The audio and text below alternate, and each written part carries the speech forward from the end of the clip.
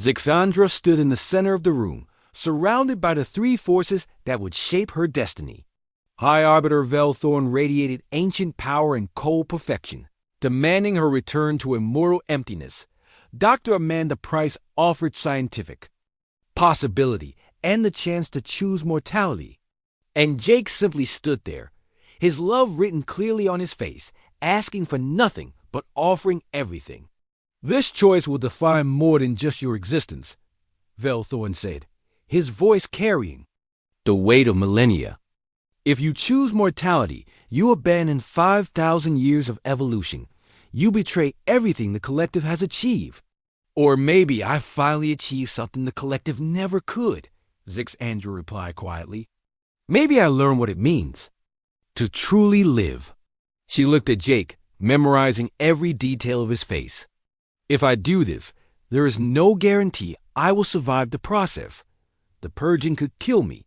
"I know," Jake said simply, "but I'd rather have one day with you as yourself than 1,000 years with you as someone else. And if I survive but can only live for a human lifespan, 70 or 80 years at most, after being immortal, could you accept such a brief existence?" Jake stepped closer, taking her hands in his. "Zara, I've learned something about time from watching you. It's not about how many years you have. It's about what you do with the time you're given. A lifetime of love and joy and growth is worth more than an eternity of empty perfection." High Arbiter Velthorn seemed to pulse with anger. "You cannot seriously be considering this madness. You would give up immortality for a brief flicker of biological attraction." "It's not attraction," Zixandra said, her voice growing stronger. "It's love. And for the first time in my existence, I understand the difference." She turned to face the High Arbiter directly. "I have observed humanity for months. I have seen them create beauty from chaos, find strength in vulnerability, and choose love over safety again and again. They are not inferior. They are something we forgot how to be. They are mortal insects," Velthorn spat. "Their entire species will be extinct in the cosmic equivalent of seconds. But they will have lived," Zixandra replied. "They will have felt every moment, treasured every connection, and created something meaningful with their brief time. What have we created in our immortal perfection? Nothing but cold observation and empty superiority." Dr. Amanda Price stepped forward with her datapad. "I've prepared the purging protocol. The process will take several hours and will be extremely painful as your body rejects the immortality organisms. There's a 40% chance of survival." "Those are terrible odds," Jake said, fear clear in his voice. "They're better odds than I had of ever feeling anything real," Zixandra replied. "I choose mortality. I choose love. I choose the chance to truly live, even if it's only for a brief time." High Arbiter Velthorn's form blazed with fury. "If you do this, you will be exiled from the collective forever. You will have no people, no place among your own kind." "Then I'll make a new place among humans," Zixandra said. "They have a saying, home is where the heart is. My heart belongs here now." The purging process took place in the station's medical bay under Dr. Amanda Price's careful supervision. Jake held Zixandra's hand as Dr. Helen Carter, the station's chief physician, monitored her vital signs. The pain was unlike anything Zixandra had ever experienced. Her immortal body, fighting desperately against the loss of the organisms that had defined her existence for over 1,000 years. For 18 hours, she writhed in agony as her cells learned to age. Her mind opened to the full spectrum of emotion, and her body became truly alive for the first time. Jake never left her side, whispering words of love and encouragement even when she was too lost in pain to hear them. High Arbiter Velthorn departed in fury, declaring Zixan dead to the collective, and warning that any other ethereals who followed her path would face the same exile. But his threats felt empty compared to the miracle happening in the medical bay. On the 19th hour, Zixandra's vital signs stabilized. Her silver skin faded to a more human-like pale tone, though. It still held a faint ethereal glow. Her dark eyes remained endless as space, but now they sparkled with life and warmth. Most remarkably, when she smiled at Jake, her face showed lines of expression that had never existed before. "I can feel everything," she whispered, tears streaming down her face. "Joy and fear and hope and love all at once. It's overwhelming and wonderful and terrifying." "Welcome to being human," Jake said, kissing her forehead gently. "Not human," she corrected. "Something new. Something that's never existed before." The months that followed were a time of discovery and wonder. Zixandra experienced her first taste of food, her first full night's sleep, her first moment of physical exhaustion. She learned the pleasure of a warm bath, the satisfaction of accomplishing a difficult task, and the simple joy of holding hands with someone she loved. She also learned about human sadness, frustration, and worry. When Jake caught a minor illness, she panicked with a depth of concern that surprised them both. When they had their first argument over something trivial, she was devastated by the temporary anger between them. "Is this what mortals live with every day?" she asked after their fight was resolved. "This constant awareness that everything could be lost." "That's what makes it precious," Jake explained. "When you know something can't last forever, every moment becomes special." A year later, Dr. Price confirmed what they had all hoped for. Zixandra was pregnant. The first human ethereal hybrid child was developing normally, showing characteristics of both species in ways that fascinated the scientific community. "She's going to be extraordinary," Dr. Price said, reviewing the latest scans. "Enhanced intelligence from her ethereal heritage, but fully capable of emotional development. She's going to bridge two worlds." Jake and Zixandra named their daughter Emma, and from the moment she was born, it was clear she was something special. Her eyes held the depth of her mother's people, but sparkled with human warmth. Her mind processed information at incredible speeds, but she also laughed and cried and formed deep emotional bonds. As word of Emma's existence spread, something unexpected began to happen. Young ethereals started arriving at human colonies, not as observers but as seekers. They wanted to understand what Zixandra had found, what she had gained by giving up immortality. "They are curious about mortality," Zixandra explained to Jake as they watched 3-year-old Emma playing with both human children and young ethereals who had chosen to undergo their own purging. For the first time in their existence, some of my people are wondering if perfect immortality is really perfection at all. Jake held his wife close, marveling at how completely their lives had changed. Zixandra's hair now showed the first threads of silver, and tiny lines had appeared around her eyes from years of laughter and smiles. She was aging, becoming more mortal every day, but she had never been more beautiful. "Do you ever regret it?" he asked. "Giving up immortality for this brief life with me?" Zixandra looked at Emma, who was teaching a young ethereal how to build castles in the sandbox. Their daughter moved between species with easy grace, equally comfortable with human emotion and ethereal logic, creating something entirely new. "Regret it," Zixandra said softly. "Jake, I spent 1,000 years existing but never living. I watched the universe with perfect objectivity but never felt wonder. I had infinite time but never experienced a single precious moment." She turned to face him, her eyes bright with unshed tears of happiness. "You taught me that immortality isn't about living forever. True immortality is creating something that continues after you're gone.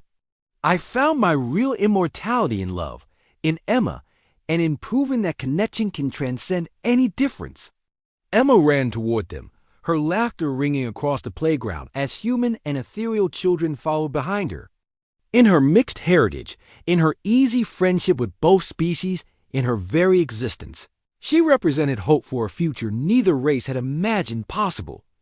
Jake looked at his family, at the impossible love that had grown from initial hatred, and smiled. Humanity had always been good at surprising the galaxy, but this time they had outdone themselves.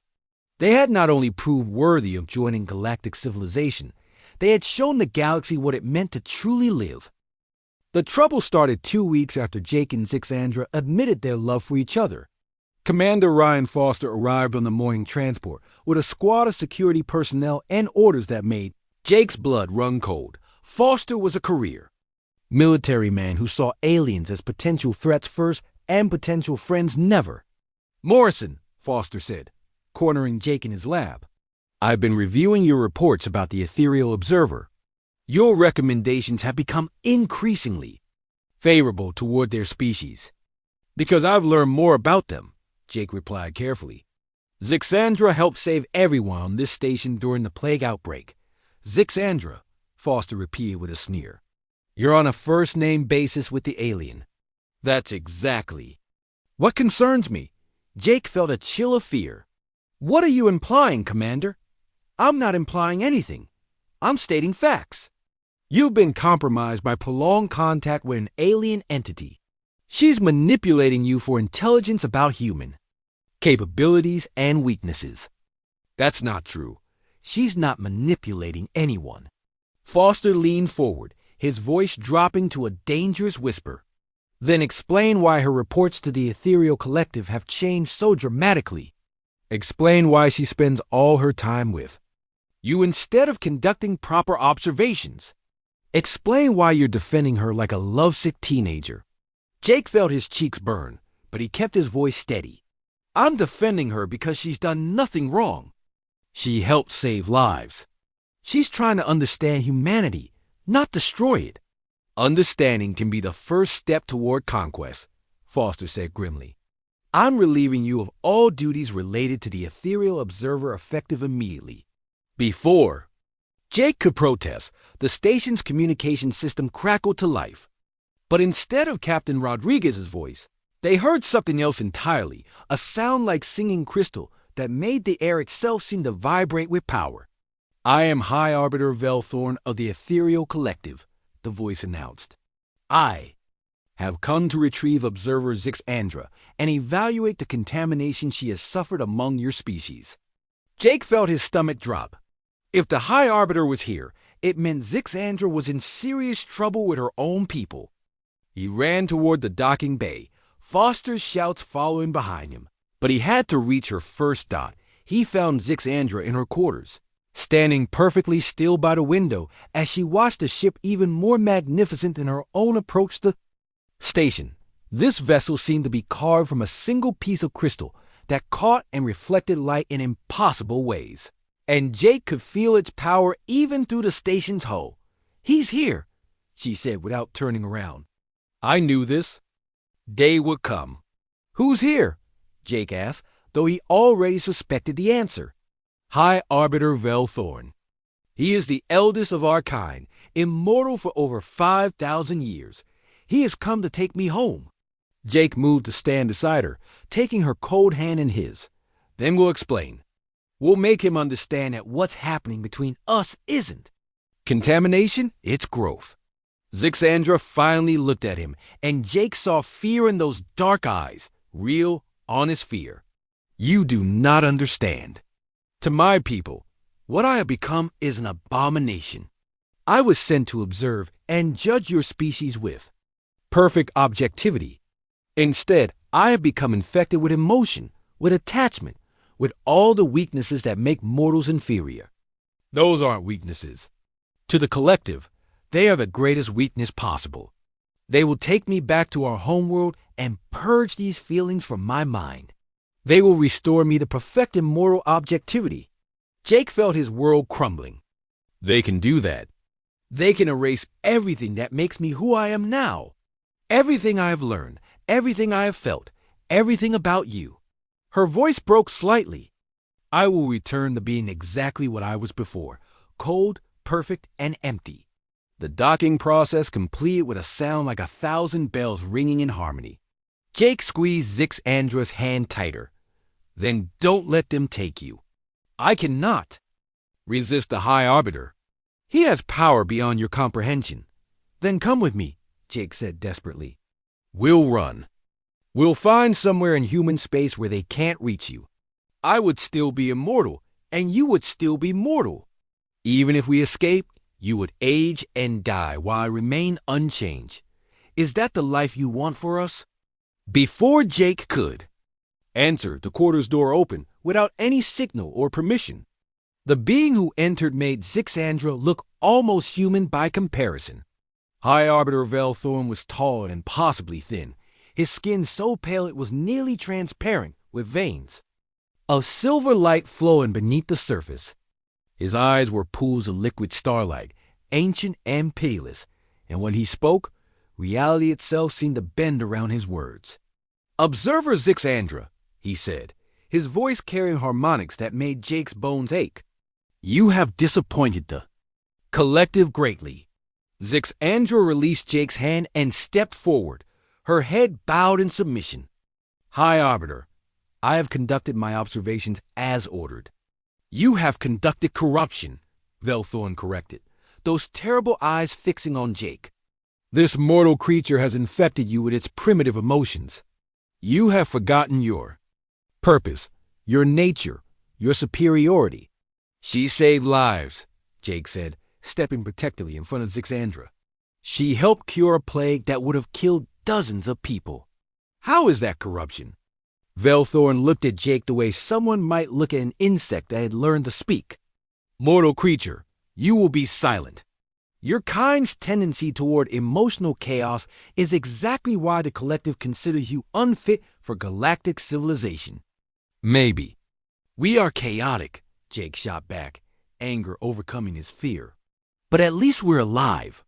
When was the last time you felt joy or wonder or love?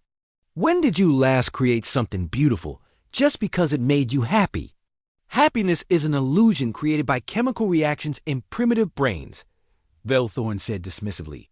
"Joy is a temporary spike in neurotransmitters. Love is biological. Programming designed to encourage reproduction. These things have no meaning to truly evolved beings."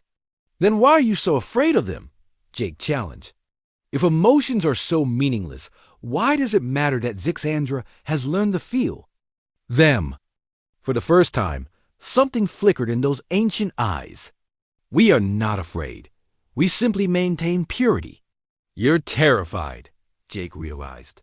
"You've built your entire civilization around being perfect and immortal and superior, but you're scared that feeling something real might be better than existing forever in cold emptiness." Velthorn S-form seemed to grow more solid, more threatening. "Silence, creature. Observer Zixandra, you will return with me immediately for rehabilitation." "Wait," a new voice said from the doorway. Dr. Amanda Price entered the room carrying a data pad, her face pale but determined. "Before you take her anywhere, there's something you need to know." "Another mortal seeking to interfere," Velthorn said with cosmic disdain. "I'm a geneticist," Amanda continued, ignoring the High Arbiter's tone. "I've been studying ethereal biology since Zixandra arrived. I know why she's changing." Jake saw Zixandra stiffen with surprise. "What do you mean?" Amanda looked directly at her. "Your immortality isn't natural.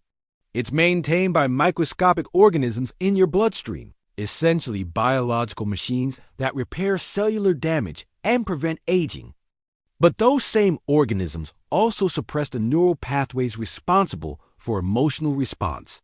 "Impossible," Velthorn said, but his voice carried a note of uncertainty. "It's not impossible, it's intentional," Amanda pressed on. "Your people didn't evolve beyond emotion. You engineered it out of yourselves, and the process can be reversed." Jake felt his heart stop. Reversed how? If the organisms were purged from her system, Zixandra would become mortal. She would age. She would eventually die, but she would also be capable of the full range of emotional experience. And theoretically, Amanda paused, looking at Jake. She might be biologically compatible for reproduction with humans. The silence in the room was deafening. Velthorn stared at Amanda as if she had just suggested setting the universe on fire. Zixandra looked between Jake and the geneticist with growing understanding and terror. "You are suggesting she abandoned immortality," Velthorn said slowly. 5,000 years of perfect existence for a brief mortal lifespan of chaos and pain. I'm suggesting she choose, Amanda replied firmly. Maybe for the first time in her life, she gets to decide what kind of existence she wants.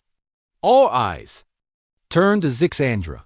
She stood frozen between two impossible futures, returning to cold and moral perfection or choosing mortal love with all its risks and pain and beauty. The choice that would define not just her existence, but the future of both their species. Jake woke up 3 days later in the medical bay with Zixandra sitting beside his bed. She had not moved from that chair since he collapsed, watching over him with an intensity that surprised everyone on the medical staff. The enzyme they had created together had worked perfectly, saving every infected person on the station, but Jake had come closer to death than anyone else. You lived, she said simply when his eyes opened, but there was something different in her voice now. Something that almost sounded like relief. Did everyone else make it? Jake asked, his throat still raw from the fever. Yes, your sacrifice saved them all. She paused, studying his face. I do not understand why you were willing to die for creatures who are not related to you. Jake struggled to sit up, and Zixandra helped him without being asked. Her touch was still cold, but somehow gentler than before. That's just how humans work. We take care of each other, even strangers, even people you do not know. Especially strangers, Jake said with a weak smile. Anyone can love their family. It takes something special to love people you've never met. Zixandra was quiet for a long time, those dark eyes studying him as if he were some fascinating puzzle she could not solve. I have lived for over 1,000 of your years, she said finally. I have never seen anything like what you did. Really? In 1,000 years, you've never seen someone help a stranger. My people do not help, she said matter-of-factly. We exist. We observe. We maintain our perfection. But we do not sacrifice ourselves for others. Jake felt a stab of sadness for her. That sounds lonely. Loneliness is an emotion, she replied, but her voice lacked its usual certainty. Immortals do not feel such things. Over the following weeks, as Jake recovered, something strange began to happen. Zixandra started spending time with him outside of any official duties. She would appear in his lab while he worked, asking questions about human behavior that went far beyond her original mission of observation. Why do your people create art when it serves no practical purpose? She asked one afternoon, watching Jake examine some mineral samples. Because it's beautiful, Jake replied. Because it makes us feel something good inside. Beauty is subjective perception. It has no measurable value. Jake set down his equipment and looked at her. Come with me? He led her to the station's observation deck, where a large window looked out at the gas giant their colony orbited. The massive planet filled half the sky, its swirling clouds painted in shades of gold and crimson by the light of their sun. 3 moons hung like jewels against the starfield, and the aurora from the planet's magnetic field danced in sheets of green and blue light. Tell me that's not beautiful, Jake said softly. Zixandra stared out at the view, her expression unreadable. It is a large ball of hydrogen and helium with various atmospheric gases creating light refraction patterns. That's what it is, Jake agreed. But what does it make you feel? She was quiet for a long time, just standing there looking out at the cosmic dance beyond the window. Finally, in a voice so soft Jake could barely hear it, she said, I do not. No, I have never been asked what something makes me feel. Jake felt his heart break a little for this immortal being who had lived 1,000 years without ever experiencing wonder. It makes me feel small, he said, but also connected to something bigger than myself. Like I'm part of this incredible universe full of amazing things. You feel small and find that pleasant. Sometimes being small is good. It reminds you that there's always more to learn, more to see, more to experience. Zixandra turned to look at him, something shifting in those dark eyes. You find value in your limitations. I find value in growth, in change, in the fact that tomorrow might be different from today. Jake smiled at her. Don't you ever want something new to happen? New things bring chaos, she said, but there was less conviction in her voice than before. New things bring life. Their conversations became a daily routine. Jake would show her different aspects of human culture, and Zixandra would ask questions. That revealed how little she understood about living, rather than simply existing. He played her human music, and she was fascinated by the way organized sound could create emotional responses. He shared human literature with her, and she struggled to understand why humans told stories about imaginary events. This narrative serves no educational purpose, she said, holding up a copy of an old romance novel that Jake had found in the station library. The events described never happened. Why do humans consume false information for pleasure? Because stories help us understand ourselves, Jake explained. They let us explore emotions and experiences safely. They help us figure out what we value and who we want to be. You learn about reality through unreality. We learn about truth through fiction, Jake corrected gently. The feelings the stories create are real, even if the events aren't. Zixandra. Read the entire novel in one sitting, her immortal mind processing the text far faster than any human could. When she finished, she sat staring at the book with an expression Jake had never seen before. The female protagonist chooses love over safety, she said quietly. She risks everything for an emotion. And what do you think about that? I think she is foolish, Zixandra said, but her voice lacked certainty. Love is temporary. Safety is practical. Love might be temporary, Jake agreed, but it's also the most important thing humans ever feel. It's what makes life worth living. Something in his tone made her look up sharply. You speak as if you have experienced this emotion recently. Jake felt his cheeks warm, realizing he had revealed more than he intended. Maybe I have. The air between them suddenly felt charged with electricity. Zixandra set down the book and stood up, moving to the window where starlight cast silver patterns across her pale skin. You cannot love me, she said finally. I am immortal. You are not. I am not even the same species as you. I know all that, Jake said, moving to stand beside her. Doesn't change how I feel. Feelings can be controlled, suppressed, ignored. They can be, Jake agreed. But why would you want to? She turned to face him, and for the first time since he had known her, Zixandra looked uncertain.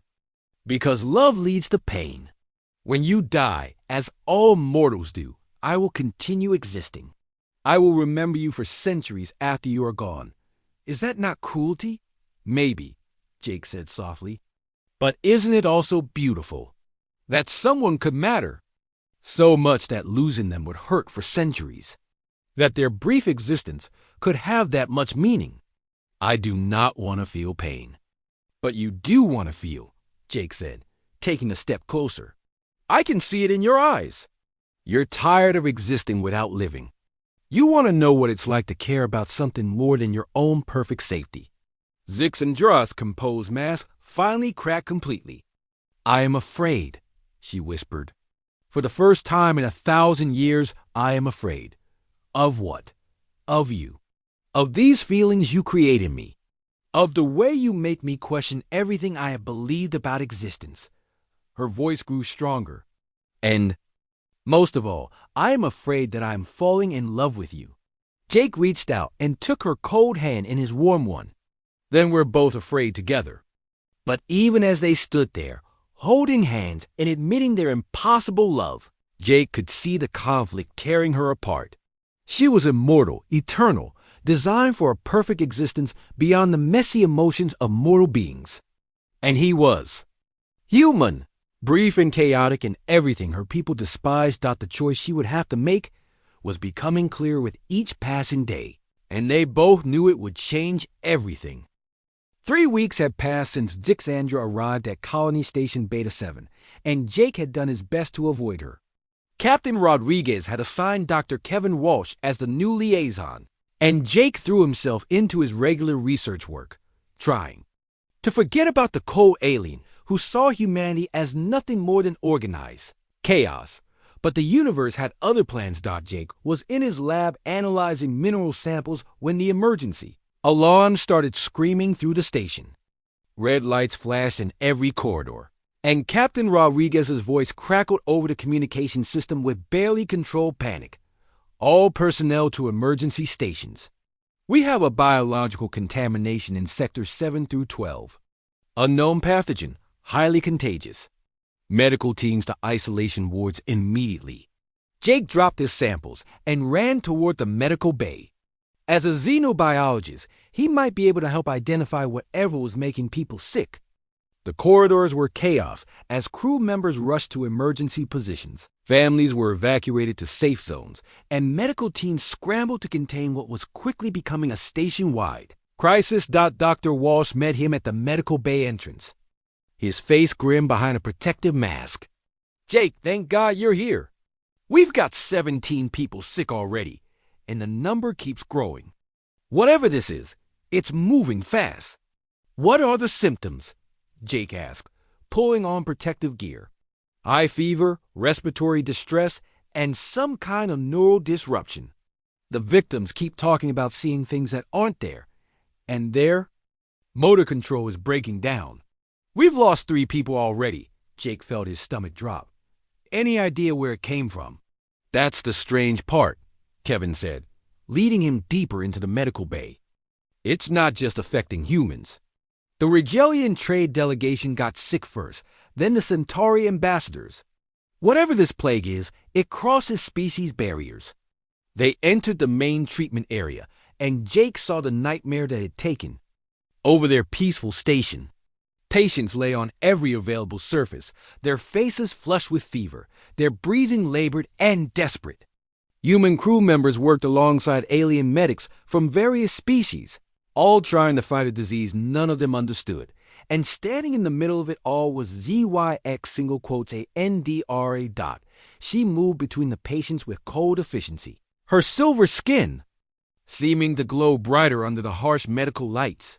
She was taking readings with some kind of advanced device Jake had never seen, occasionally touching patients with her bare hands, while everyone else stayed behind protective barriers. "What is she doing here?" Jake asked Kevin. "Apparently she's immune," Kevin replied. "Whatever this plague is, it can't touch her. She's been helping since the crisis started, using some kind of ethereal medical technology we don't understand." Jake watched as Zixandra knelt beside a young human girl, one of the children from the recreation center. The girl was barely conscious, her small body shaking with fever. Zixandra placed her hand on the child's forehead, and her device made soft musical sounds. "The neural pathways are severely damaged," she said to Kevin, her voice as cold as ever. "This organism attacks the synaptic connections between brain cells. Without intervention, she will lose all higher cognitive function within hours." "Can you stop it?" Kevin asked desperately. Zixandra stood, looking down at the dying child with no more emotion than she might show a broken machine. "Perhaps, but I would need to understand the pathogen's complete genetic structure." Jake stepped forward. "Then let's figure it out. What do you need?" Those dark eyes fixed on him with surprise. Why are you here?" "I thought you had been removed from my presence." "This isn't about you or me," Jake said firmly. "It's about saving lives. What do you need?" For a moment, something that might have been respect flickered in her expression. "I need samples from multiple species, genetic analysis of the pathogen, and access to your computational systems. The organism is unlike anything I have encountered." Jake nodded. "Then we worked together." The next 18 hours blurred into an endless nightmare of research and desperation.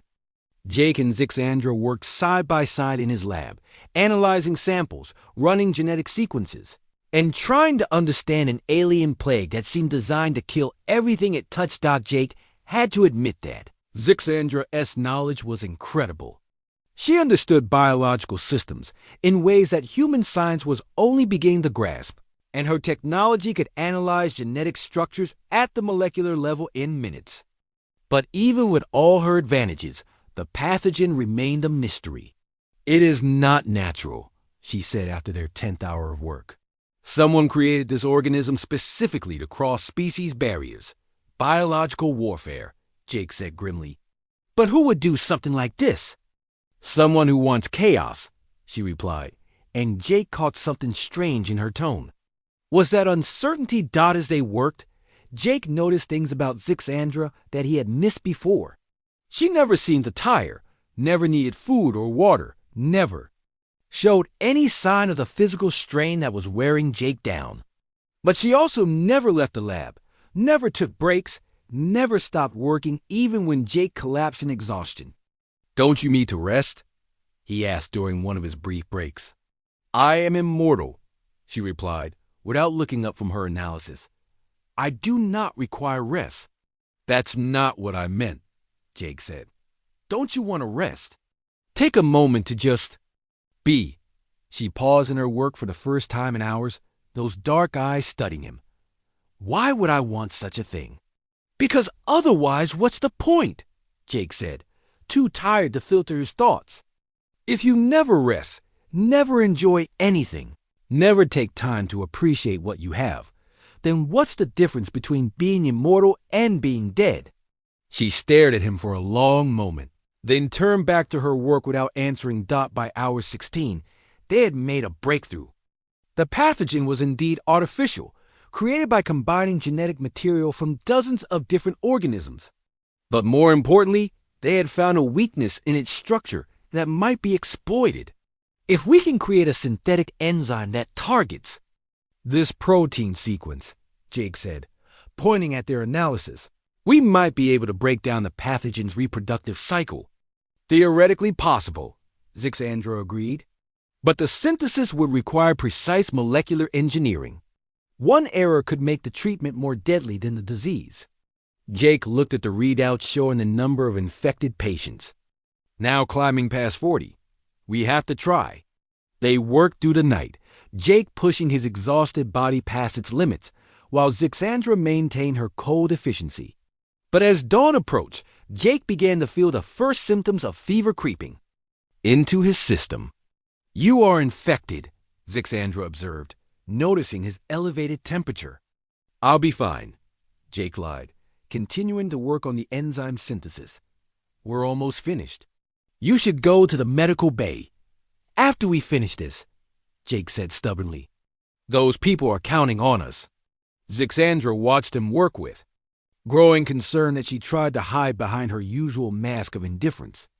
Jake's movements became clumsier as the fever took hold, his brilliant mind starting to fog with the same neural disruption that was killing the other patients, but he never stopped working, even when his hands shook so badly he could barely operate. The equipment, even when his vision started to blur and hallucinations crept into his perception, Jake kept pushing forward. He fell twice, picked himself up both times, and continued synthesizing the enzyme that might save everyone on the station. "Why?" Zixandra asked suddenly.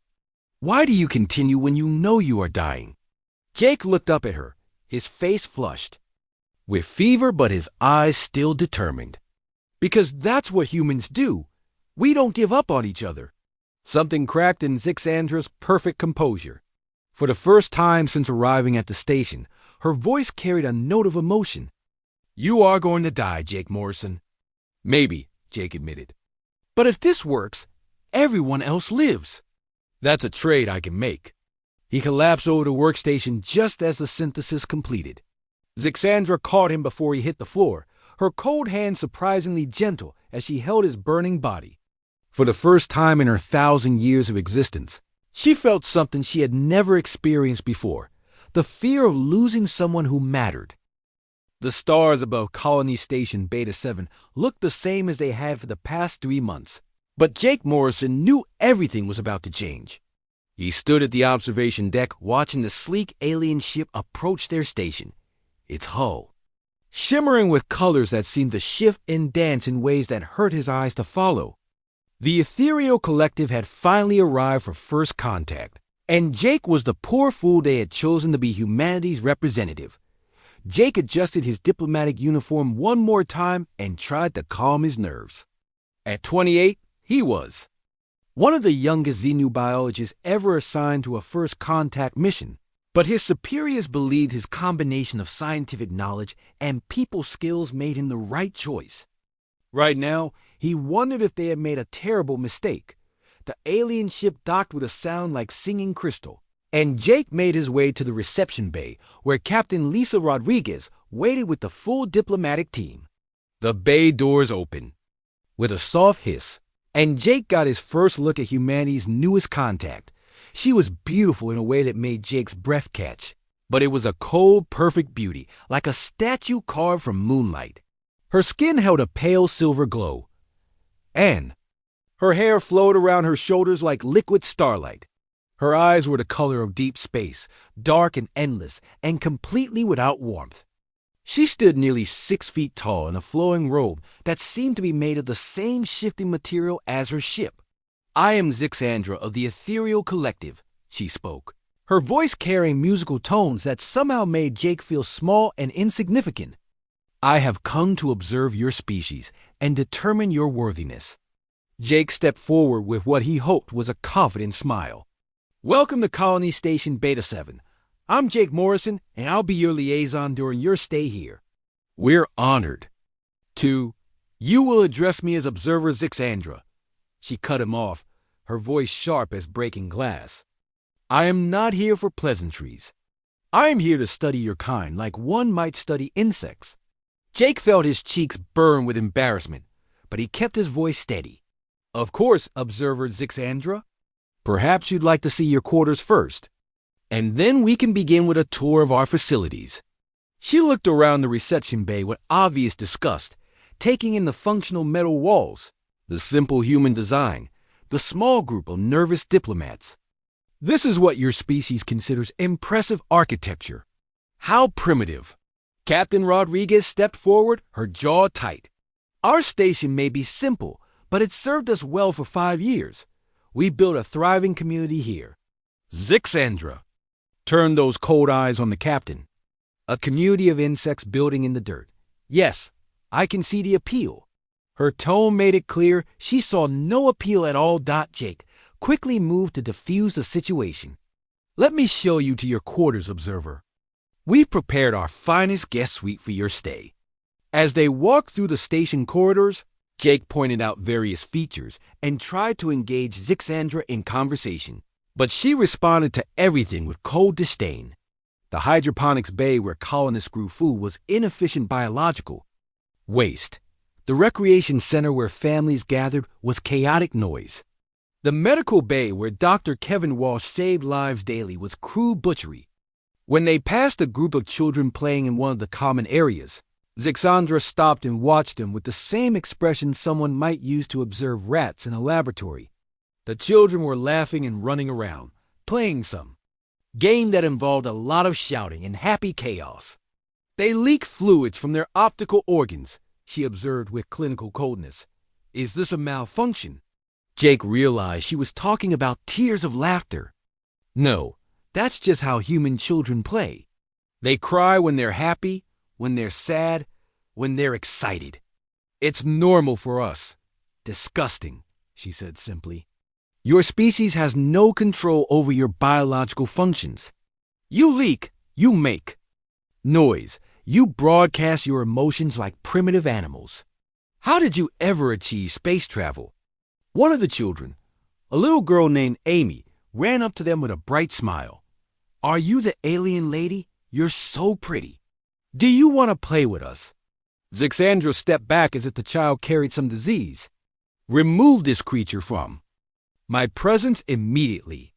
Jake gently guided Amy back to the other children, his heart breaking at the confused hurt in her eyes.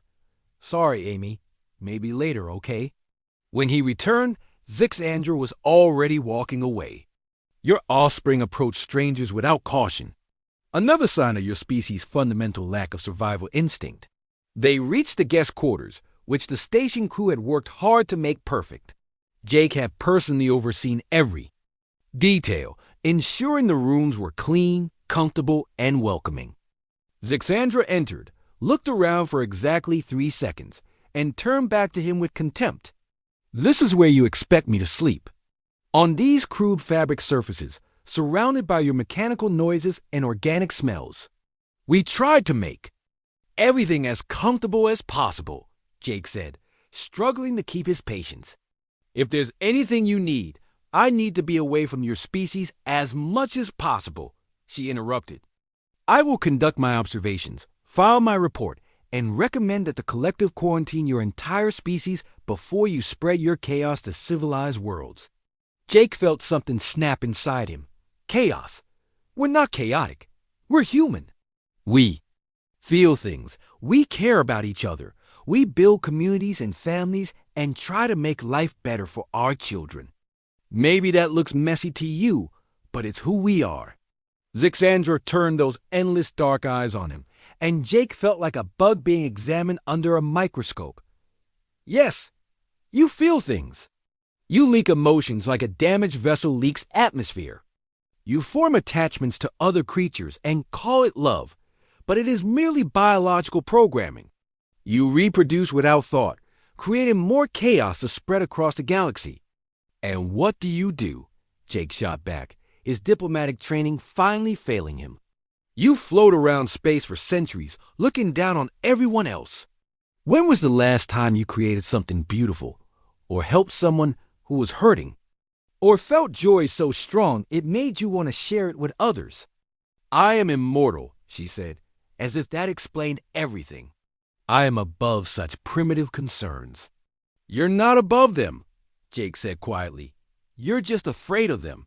For a moment, something flickered in those dark eyes, but it was gone so quickly Jake might have imagined it. When she spoke again, her voice was colder than space itself.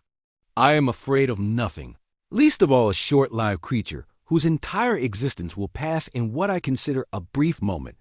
You will assign someone else to be my liaison. I find your presence disturbing. Jake stood there for a moment, looking at this beautiful, cold being who saw him and his entire species as nothing more than amusing insects.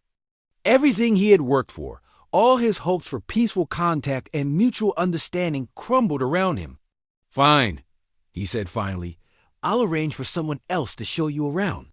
But Observer Zixandra, you're making a mistake. Humanity has a lot to offer the galaxy. If you just try to see past your prejudices, she was already turning away. The only thing your species offers is a lesson in why primitive civilizations should be contained before they threaten the peace of the galaxy. Jake left the guest quarters with his heart heavy and his dreams of first contact in ruins. As he walked back through the station, he saw it through her eyes, the crude metal walls, the noisy families, the chaotic energy of humans living there. Messy, emotional lives. But he also saw what she missed, the love in every family gathering, the strength in their communities, the beauty in their imperfect humanity. She was right about one thing: humans were different from her species. They felt everything deeply, loved fiercely, and faced their brief lives with courage and hope. Jake just wished he could make her see that those weren't weaknesses to be contained, but strengths that could change the galaxy.